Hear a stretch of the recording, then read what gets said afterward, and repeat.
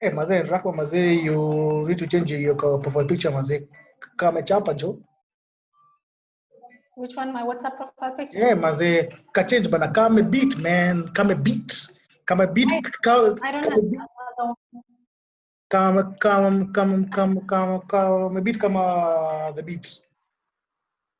I don't know what else to put.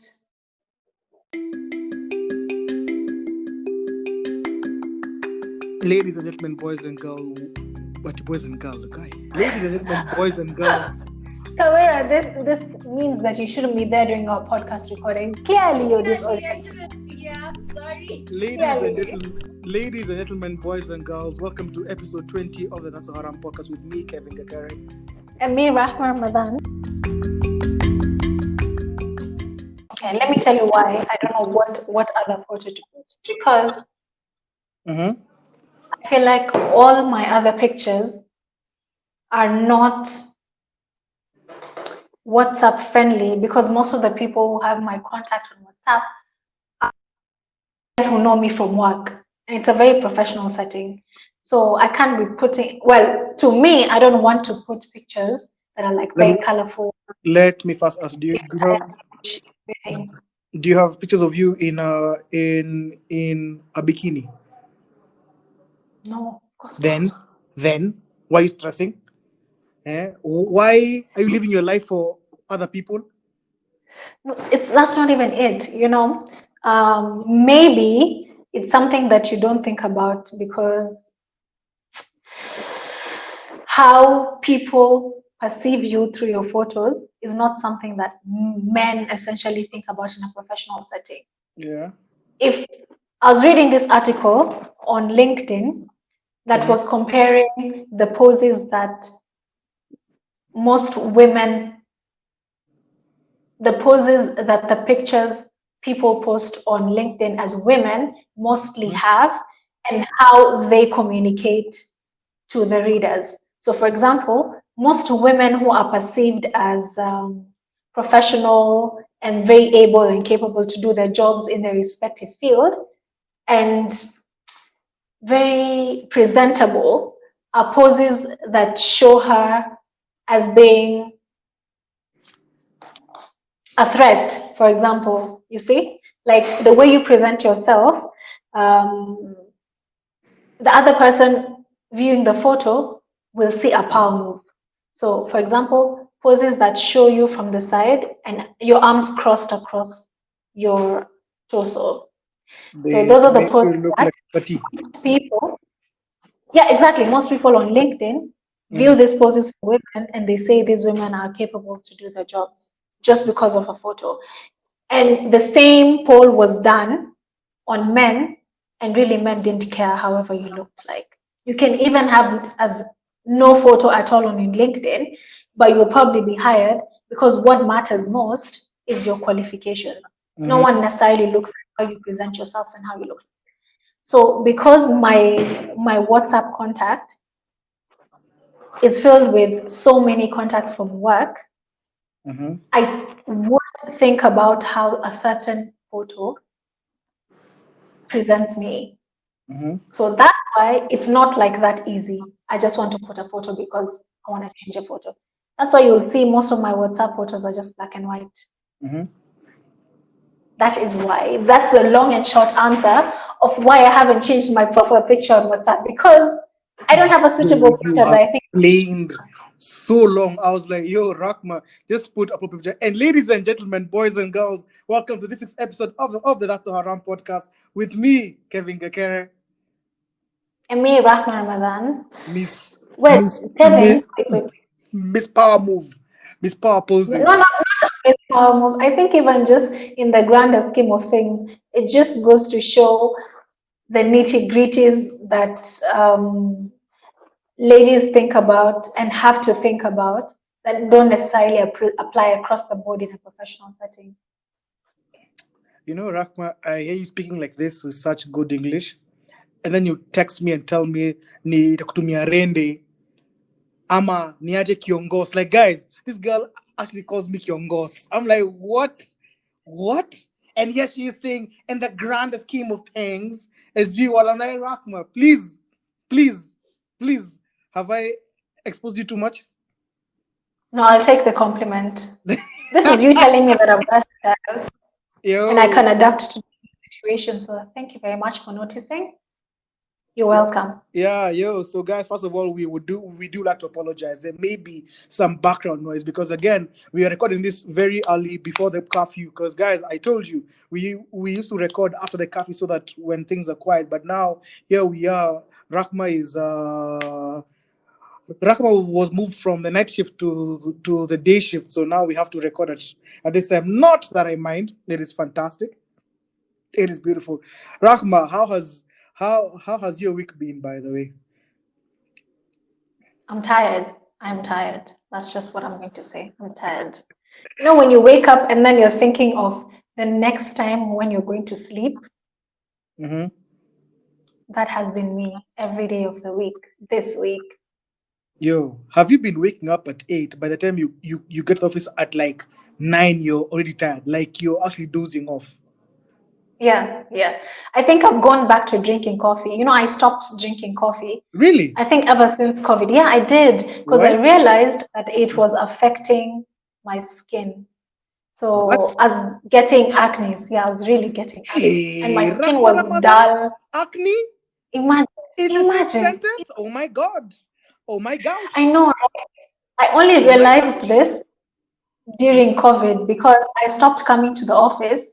So I stopped drinking coffee. I drink coffee when I'm in the office so that I can just to keep myself awake. So I stopped coming to the office and then my skin started flourishing. I was like, wait a minute, what is this? I I didn't don't think look it's as a tired. I don't think it's a coffee. I think it's the office. The office is a problem. Oh, could be, could be. But That is honestly, exactly the I problem. did stop drinking coffee. Because like It's because probably because let me tell you my coffee journey. Yeah. Before I never liked coffee. I could never take black coffee by the ever. If I was taking black coffee, it had to be black coffee with like 10 teaspoons of sugar for it makes sense to me. Yeah.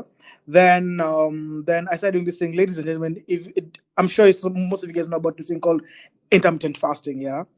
So when I started doing my intermittent fasting, someone actually told me like, yo, black coffee really helps because black coffee is an appetite suppressant, and it really helps you get through. really. Yeah, very very good appetite suppressant, and it helps you get through 16 hours of not eating. So I was like, yo, that's when I started taking black coffee. I hated it initially, now I love it, and now I can't take any coffee that's not an espresso.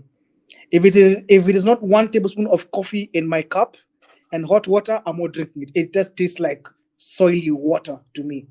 You Yeah. started with And the then hard stuff, eh? yeah, and then ladies and gentlemen, by the way, here's a life hack, guys. Life hack from your uncle.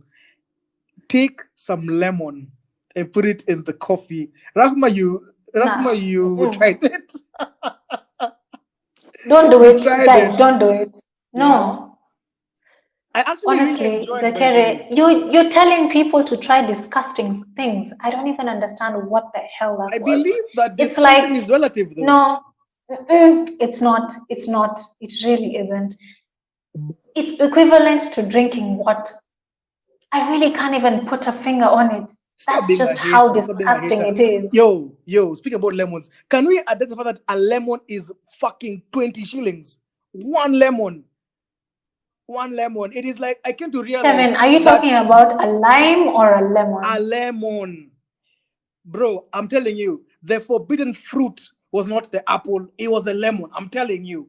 Because the day that a lemon was the same price as an apple shocks me. Like, No, maybe it's the big lemons, it's the not. really big ones. It's not. It's not. Ladies and gentlemen, put it down in the comments. How much do you guys buy lemons for? If you do buy lemons, yeah. I went I went to the grocery shop like say how long ago? Like maybe like a month ago, maybe, yeah. So I was you used to buy my lemons at 10 shillings, yeah. I get there, I Mhm. pick like my 10 lemons, then I'm being told 200 bob. I'm like, yo, what? Ati what? Like, yeah, two sock. Like, wait. Ndibu ni miambili? La, nah. I left them because I really did think that they were ripping me off. Suck on me. I went to the next place, 25 bob. I'm like, the day that lemons became the same price as apples, Honestly, Kevin, I think it's limau, not ndimu. Ndimu is the small one. Ndimu is lime. you really had to throw in a Kiswahili lesson. Yeah. Default settings. Yeah. Default settings. Yep, Rahma, you suck. I'm not the one who is saying ndimu is limau. I'm sure all of your fellow Costa Rican people on this podcast are just laughing with you, and I'm there very confused. Like, what's the difference? Like, what's the difference? But even the price of tomatoes in general, even potatoes, has all shot up. I was remembering someone did like a comparison of the prices of things 5 years ago and now. Things have tripled. Yeah, they have. Things have like fresh produce, everything has tripled. Yo, there is a time when Dania, or for those of you who are living outside of the 254, Dania is what you guys call coriander, yeah, like fresh coriander. Before you would buy for 3 shillings. Now it's 1 for 10 shillings. 1 for 10 shillings. Like it used to be 2 for 5 shillings. Yeah. And I think 4 or 5 for 10 shillings. Yo, let me tell you, pili pili, like the green chilies, yeah. I forget that we are an international podcast, yeah. Chilies were like 10 of them for like 1 shilling. Now it's 1 for 1 shilling. Like literally, if I give 10 shillings, I'm giving 10. I'm getting 10 green chilies. That's ridiculous to me. Why is life so expensive? Like honestly, like the day tomatoes, Rahma, there's a time when tomatoes were 15 shillings. One was 15 shillings. It's crazy. It's crazy. And it gets me really heated to see that necessities like this, things like food, the prices are shooting up, and our government would rather talk about BBI and a referendum that would cost us how much? 41 billion? 41 what? Yep. And people are buying freaking one tomato, whatever, at 15 to 20 shillings. Yo, it is something that should be used to make food. Yo, it is honestly ridiculous by there. But like I was watching a video recently, and the problem with why they're so expensive is the middleman. There's always the middleman, because they're out in the fields. There are tomatoes that are rotting. There's maize that's rotting in the stores because there are no buyers. Why? Because the middlemen they want to hoard and make the price go up. Then they now sell it more. Yeah. They were saying that if they could get rid of the middleman, if they could get if the farmers could form like a circle amongst themselves, yeah, and then each one of them takes their produce to the circle, and then they all say like, yo, on this day we are taking produce to Nairobi, yeah. So they take their produce and everything, they write it down. Then one person takes it to the circle. They go sell it to the circles in Marikiti and all that. They get their money, they come back. You cut out the middleman, because let's be real, the number of people, the people who are supplying tomatoes and onions in Nairobi are not farmers. It's guys, young guys, old guys. It's guys who are middlemen, who are going to buy one onion for like a bob, and then they come sell them, and then they come sell it for 10 shillings. You know, like it's ridiculous. There's so much that goes into it, because also the infrastructure in those places, because the roads are not good. So they are, so sometimes you find when it rains, they are not able to transport their produce. I mean, we are speaking about some things in the year 2020 that just doesn't make any sense. Why are we not able to build roads in 2020 of all time? And those are the same reasons why the farmers would rather sit in their farms and have people come to them, because it's less costs for them. These are less costs on the side, so they'd come to them, because what it would cost for them to take these produces to the market, at the end of the day, it's a lot, it's very tiring, and it will just reduce the profit. But think about it. Yes, it's a cost, but think about how much they would be making. These guys are basically selling the produce at throwaway price. They are actually making a loss, because many people don't understand business. Yeah, many people don't understand that the mbolea, or for those of you who don't live in the 254, mbolea is manure. Yeah, fertilizer. They don't understand that fertilizer, the amount of water, everything, every cost that goes, even the lunch that you eat that day, that that counts as a cost, yeah. So yes, their cost will be higher, but they will be making so much more because they will be going. They cut the middleman. They go sell the produce to Marikiti at a lower price, but they're making almost double what they were making initially. So it's cheaper for us in the long run, and it's better for them, you know. True, but the barriers to entry from their side, it's a lot. So they'd rather you go and find them, even if they're going to make 20% of the profit. They do It actually is make profit. really So not a they don't lot. make profit. It is It's really not a not a lot, lot. That is why I'm saying if they but can come together and form a circle, like Wakulima Sacco, say in Moranga, in Mwea, wherever, all those places, they come and say we are a circle. The same gets to come and find buyers in Nairobi. They go to Marikiti, find buyers. Then they say, yo, on this day we are taking produce. If you guys have any produce, bring it. We shall wait and then take it. They take it, and then once they come back, they give each other money. Or the SACCO buys from them, then takes it there. You know, like there are so many ways to look at it, yeah? Look at us, like I'm sure there are people who are already doing that. But at the end of the day, there are other farmers who are comfortable with making a certain percentage of the profit because they do actually make money. They make good money, the farmers. no, they don't. No, they Of don't. course, they No, they do. don't. They do. They do not. Farmers. I've been interested in farming, and I know the kind of profit margins they make. Some of my family members do farming, and they don't bring their things to Markiti. They stay in the farms, and the middlemen, go to the farms and take the produce from there. And even if it sounds like they're not making much profit, imagine when you're comparing the capital that you've put in, they do make good money. No, They do make Rahma, good money. no, But Rahma. obviously, Those are the take it from select me. few farmers. Take it from me. Those are the select And few farmers. I am I telling you, know I have gone to it a wouldn't country. make sense. Yeah. It wouldn't make sense for you looking from outside looking in. Yeah. Why someone would voluntarily agree to wait at the farm and have people come and buy produce from them and then go and sell it like at a triple the rate or even 10 times the rate. But there are people who are farmers and they're comfortable with that. They're very much comfortable with that. They don't want the hassle of having to figure out how I'm going to get my produce to Nairobi, to Market to sell. And that's okay. That's very much okay. There are people who transport their produces and are in all those groups and whatever's. They do transport their produce. But some are very much comfortable having people find them and then making the percentage of profit which you consider to be a little profit. Yeah, nah. You know what? Agree to disagree, but I have gone to up country, and you see, what you talk about are the select few clever farmers. Yeah, they are the farmers who have lived in Nairobi, so they know these things.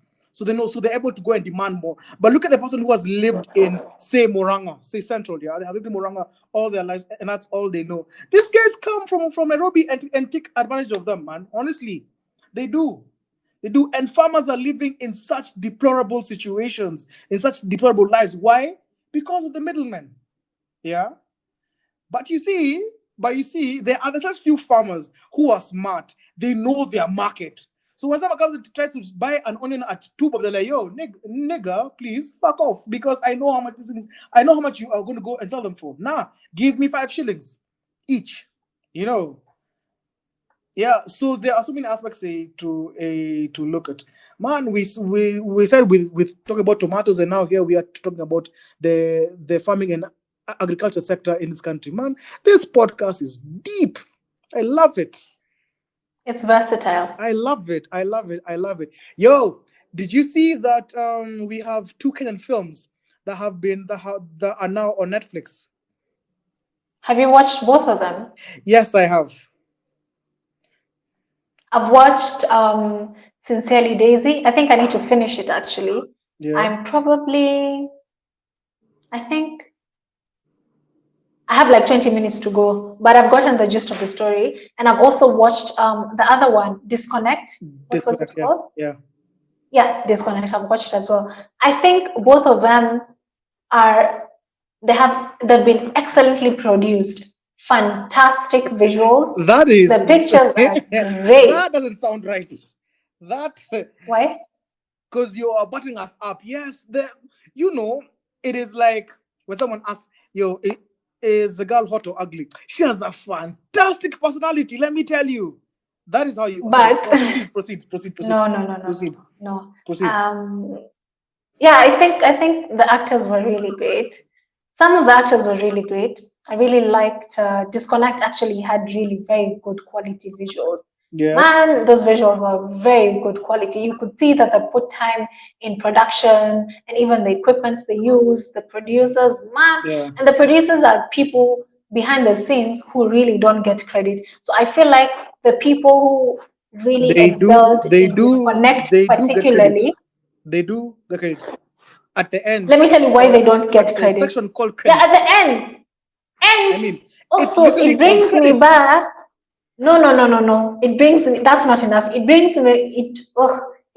me back to a conversation I had with someone. I think when we were talking about the Disconnect as well, Yeah. and how when awards are given to films that for outstanding production, for outstanding actors for outstanding performance in a particular film or movie, they don't see that the people who made it possible is the producer, is the director of photography, Oh yeah.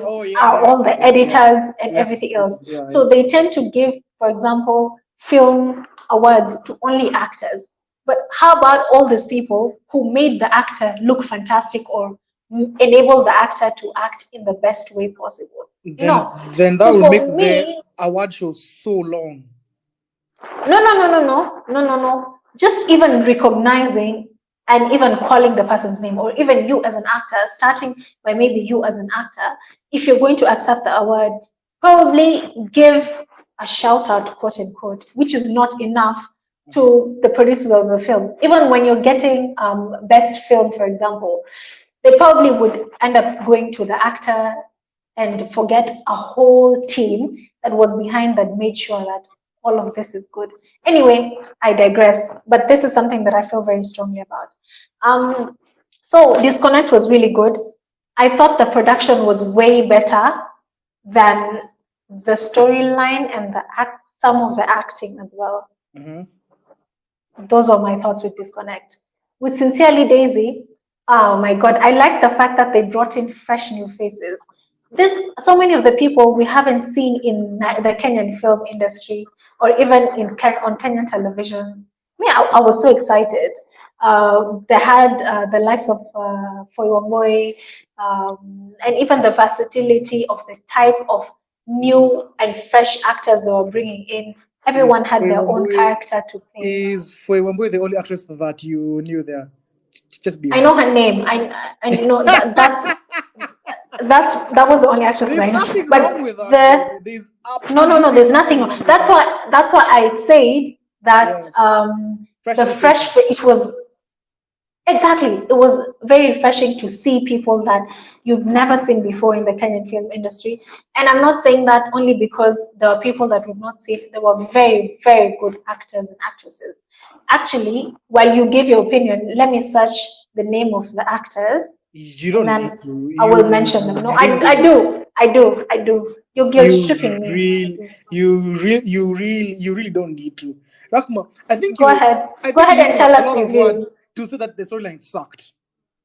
I think you're using so many politically correct words to say that the storyline sucked. I mean, and I want to agree with you. No, I didn't say that for Sincerely Daisy. I didn't say that for Sincerely Daisy. I said that for Disconnect. I said the storyline could have been better. Nick Mutuma, you had her. She called your movie sucky. Yeah. I didn't say that. I did not say that at all. Listen, let me tell you. I love the new age of movies that are coming out of this country. I am so happy when I go onto Netflix and I'm watching Brooklyn Nine-Nine and Holy what the fuck is Holiday? Yeah, I'm actually seeing Kenyan movies. Yeah, I love it. Those two movies, the visuals were fantastic. Everything was good. But I have to be honest, the storyline didn't make sense. Let me just be honest. And I feel like we need to stop like I was seeing this on Twitter, like after the movies were announced that they are going to be on Netflix. Yeah, I was seeing people being all supportive. I mean, which is good. Yeah, but when anybody would say like, "Yo, I watched the movie, it was not good." Yeah, I was seeing people getting slandered, like, "Yo, how dare you? You don't like this country." Like, nah, nah, nah. We need to start holding ourselves to a higher standard. Let's just be honest. Let's just be like, yes, it's a step in the right, it's a fantastic step in the right direction. But we start holding ourselves to a higher standard. I mean, there are so many good movies. You know what? I'm going to say this. Nick Mutuma is a fantastic actor and a fantastic director. By the way, he is a fantastic one. Yeah. Pascal Tokodi, fantastic actor. Like, yo, a guy, he's acting, he's like Hollywood sitters actors, yeah. But I feel like they are given so little to work with because we are so quick to do such a quick script, yeah. Something that you just want to be on TV, stuff like that. I mean, like, yo, I'm not knocking the writers of the movies because we all start somewhere. We all start somewhere. That is just a fact. But for me, what I just didn't like was the fact that, like, anybody who was speaking up against the movie, like not even about like the movie itself, like just the storyline, they were getting a lot of shit for it. I mean, that sucked. But Let me tell you, I I feel don't like, think it's something that you need to choose a side either or. No, you can say it was good and then go ahead and give in your opinion about it. It's not about saying it was good or it was trash. yeah. Like in Sincerely Daisy, I honestly didn't know who. I feel like the Calvo, what's his name, Calvo or Chalo Mystari? I feel like he was just throwing it there. Like that, the ending but just didn't make any sense. I haven't reached the ending Malaika. yet. I haven't reached the ending yet. Like, But yo, I was even trying to place that guy. I'm like, what are you saying? So, when I gaze into her eyes, I see glasses, I see the reflection. Malaika, like, nigga, what the maybe we're the fuck are you ones who saying? don't get the plot. Maybe we're the ones who don't get Now, it. I asked my poet friends, they were not making any sense. But yo, I am not trusting them. Like, I am not saying that it's a step in the right, it's a really good step in the right direction. Yeah. The production, the actors were fantastic by the actors were really good. I feel like they're really good actors. If they're given like a really strong script, they would kill Maybe it. some depth to the story would Yeah, definitely be exactly. good. Exactly. Yeah. Like, Yeah. think the story through because I feel like that movie wasn't thought all the way through, right? There were so many moving parts, and there was no synergy in all the moving parts. They were not coming Yeah. together. They were not coming together. And like yo, again, like shout out to all the actors. You guys did fantastic. Foi Wamboi and the rest. You know, No, not the rest. It's Ella Minor. There was Brian, there was Sam, you just had James, to upstage me, didn't Sarah, you? Francis. Of course I did. Of course, of And course. and yo, my boy Chalo Mistari, my boy Chalo Mistari came through. Malaika, you know. But like yo, I feel like there's nothing wrong with holding ourselves to a higher standard. I feel like there's literally nothing wrong with that, right? So we are moving in the right direction. We are now getting international recognition, which is fantastic. We have movies on Netflix. That is brilliant. That is fantastic. Now, because like yo, like speaking about like movies, yeah, look at Nick Mutuma, fantastic actor, fantastic director, yeah. Nick Mutuma's movie, I don't know if you ever watched this movie on YouTube called You Again, yeah. It's very You Again nice. was a fantastic movie. I actually really enjoyed watching it. I won't lie. I watched these other movies. Like honestly, I won't lie. Disconnect. I did not understand it. I did not. Like the movie ended and I didn't know what was going on. Like I didn't know what is the movie trying to say. I did not know that. But You Again, which was written by Nick Mutuma, was a fantastic movie. By the way, I love that movie. That I think I'd rate it as one of the best movies from Kenya that I personally have seen. Yeah. So what this shows, this guy, given the right given the right tools, the guy can kill it. The guy can be the next Lupita Nyong'o. I mean, like it's very easy. But we need support from the government. You know, we need so much. Yeah. And like, let me I tell you. don't think we need support from the government No, because we do. if you look at We do, Rahma. no, We I do, don't. Rahma. Because We Rahma, let will me do. tell you We why. can do good with it, but we Rahma, let don't me tell you need why. it. Rahma, let me tell you why. Taking pictures on the streets of Nairobi, you have to have a permit. You have to have a permit for it. Otherwise, you will get arrested. We have so many nice views, but majority of the budget of movies in Kenya, and I'm telling this for a fact, it goes towards the licenses and the permits. There are too many fucking licenses. There are too many permits that you have to get, and then it's such a process just to go and record a movie. Like I was listening to an interview with Calligraph Jones. Yeah, there's a video. I don't remember the name of the song that he recorded in the US. Fantastic quality. Yeah, and guys were like, "Hey, this video must be expensive." He was saying, "Yo, guys, I didn't spend more than 100,000 for a music video. That is ridiculous." Why? Because he said it live. Because in the US, you can pull up at a street and record, and nobody will bother you. Nobody will bother you. Yeah. But then here in Kenya, even to record a simple music video, people have to go and do it on Sundays when there are no cops. And if they do, they start hiding their cameras. Why? Because you are going to get arrested. Because you need permits. Permits are expensive. That's how I'm saying the government needs to come in and support this industry, because so much money is going towards permits, and such that the budget is not enough to pay actors well, to pay DOPs well.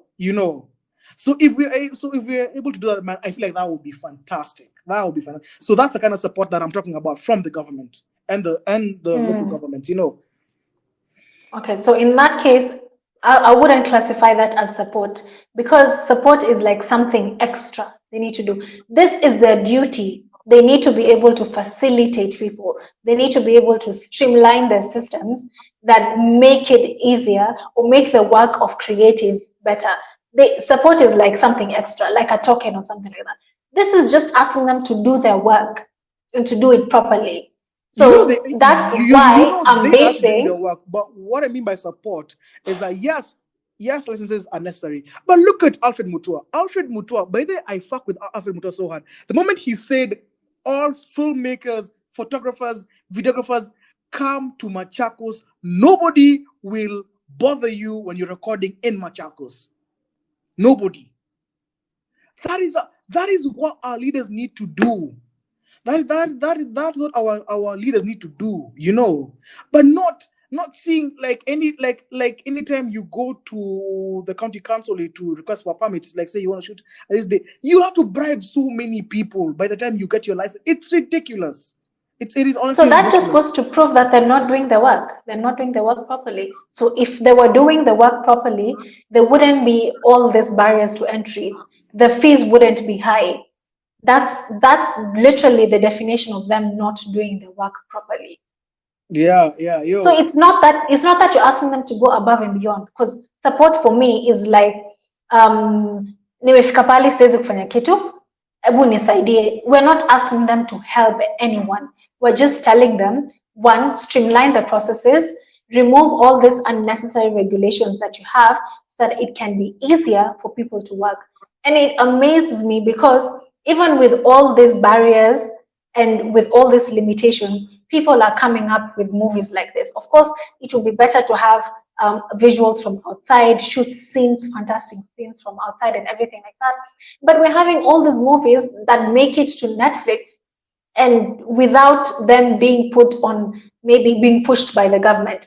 That's why I was basing my answer of we don't need them, because even without the support, quote unquote, people are doing fantastic things. So it just goes to show if, wait, let me finish. It goes to show that if the government is not giving us support, this is the kind of content we can create.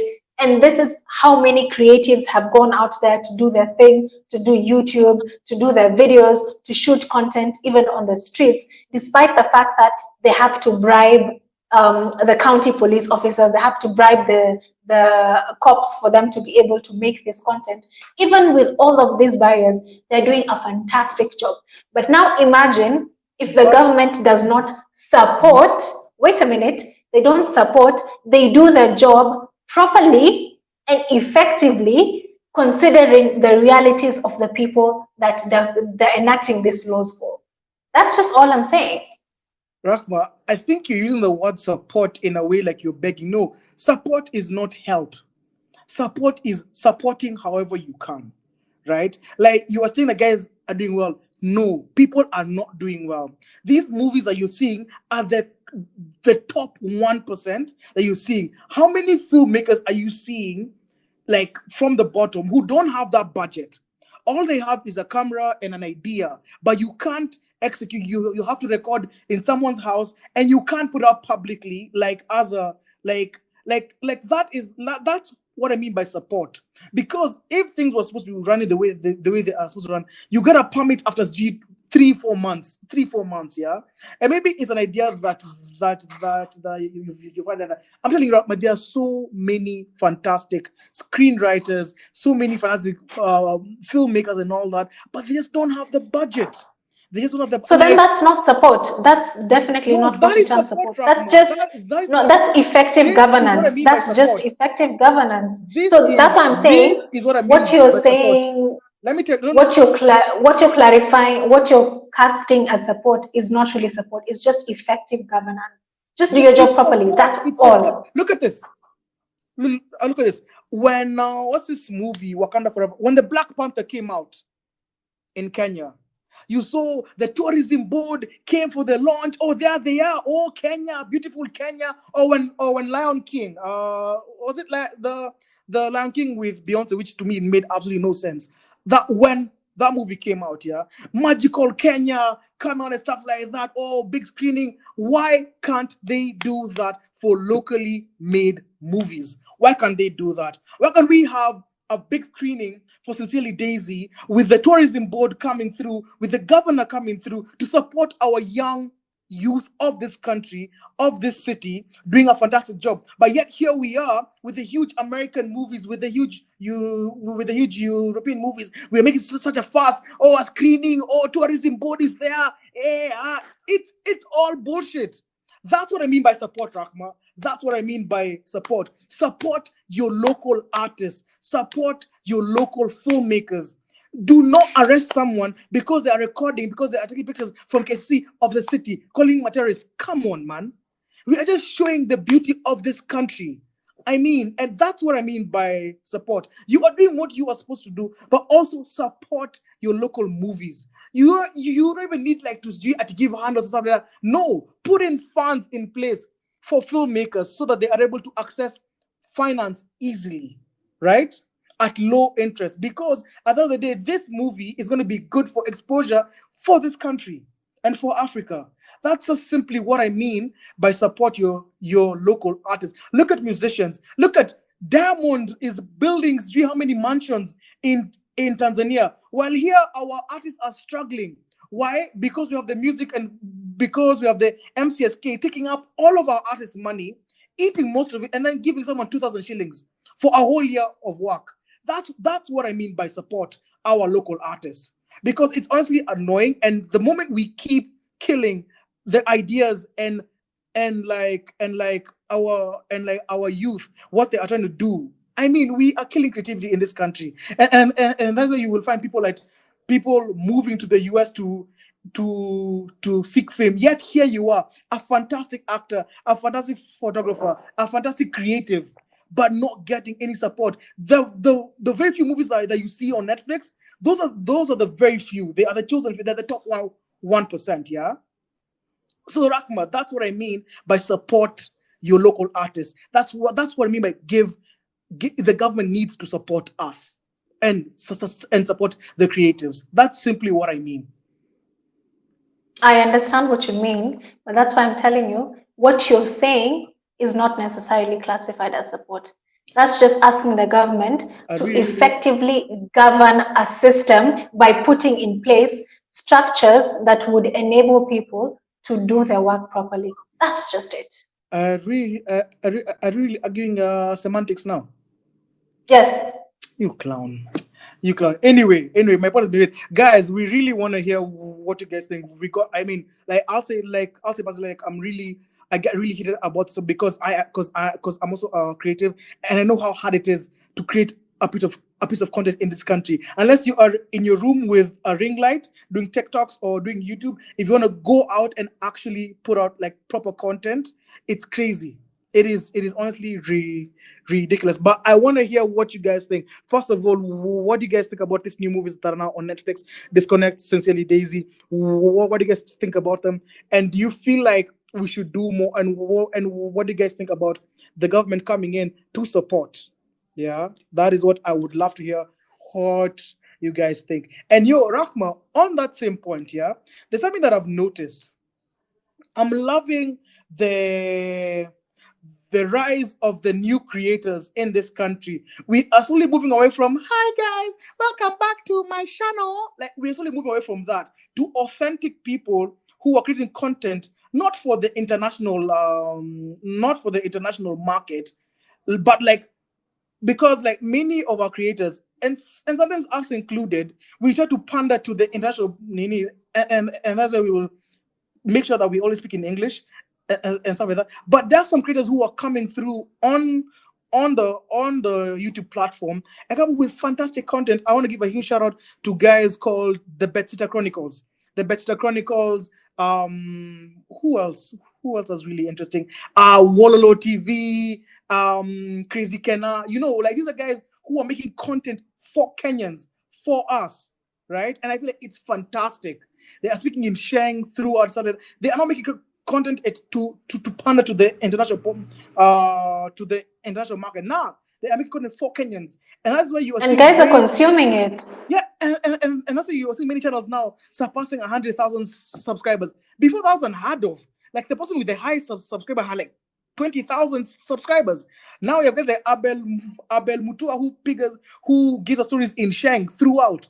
He's getting 100,000 subscribers in like 2 months, right?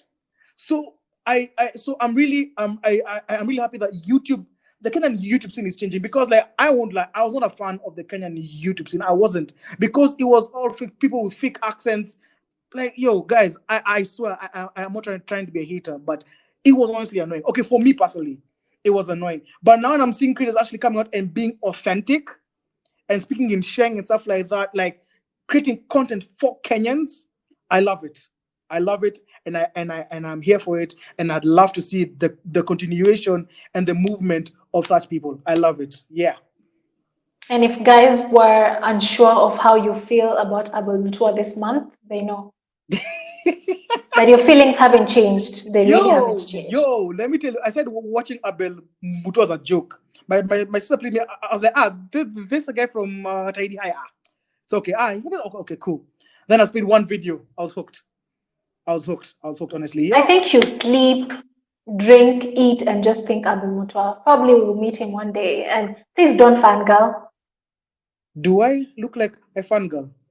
I fanboy. Yes, you do. Yes, Excuse you do. you. I fanboy. I fanboy. Yo, don't make me expose you here. Do not. Okay, that's it, guys, for this episode of That's the Haraam podcast. Thank you very much for listening to us. And when you listen to the podcast, don't forget to tag us so we can see. The podcast because of that, really. Yes, guys. Tag us on Instagram. That's Haraam podcast. My personal Instagram is rahma.ramadan. Tag me, you guys, and we shall see you guys in the next episode. Okay, who are you? I am the one who has crucial information that would embarrass you. But anyway, guys, that has been it. We didn't even introduce guys, this is episode 20. We're 20 weeks in. That's crazy. Man, that's crazy. From a random idea on the DMs to this, 20 weeks on and still going strong. I love it. And I am here for it. So ladies and gentlemen, that has been episode 20 of the That's Haraam podcast with me, Kevin Gakere. And me, Rahma Ramadan, your resident lawyer here. I should actually drop that bomb all the time. Why don't I use my title? Why don't you use the title artist, lawyer, fun girl? Why don't you do that? I don't know. I wonder. I should start doing that. Guys, our monthly IG live is coming soon, so we shall let you guys know once we have it. Because don't worry, we have not forgotten you guys. We love interacting with you guys, like quote unquote face to face. We love it. So we are definitely organizing for one, guys. I say guys a lot. You do. I say guys, drop a like, drop a comment. Check us out on YouTube at youtube.com/ that's so Haraam podcast. Check us out on Apple Podcasts, Spotify, the works. We are all there. Drop a like, drop a comment, review us, give us a 5-star, and yeah.